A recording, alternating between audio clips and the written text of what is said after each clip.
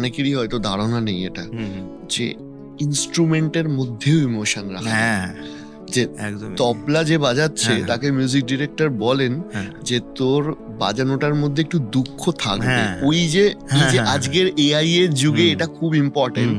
AI কোনোদিনও তবলাটা দুঃখ নিয়ে বাজাতে পারবে না। অ্যাবসলিউটলি, মানে কিভাবে হবে পুরো ওইটা বিষয়টা। যে কি হার্ট টু ইনস্ট্রুমেন্ট কানেকশনটা তৈরি হয় ওটা বলা যাবে না। আমি তো বলতে শুনলাম, আইডিকে দেখলাম যে ভায়োলিন বাজাচ্ছিল তখন বললো যে আরে কাঁদ কাঁদ কাঁদ।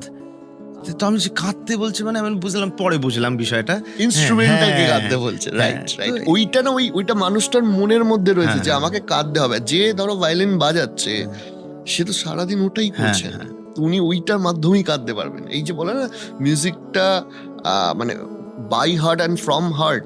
তো যে ইনস্ট্রুমেন্টে, সে গিটার হোক, সে শারদ হোক, সেতার হোক, ভায়োলিন হোক, ও ওটার মাধ্যমেই বাঁচে। অ্যাবসলিউটলি, ওটাই নিঃশ্বাস নেয়, ওটাই খায়। ওইটাই।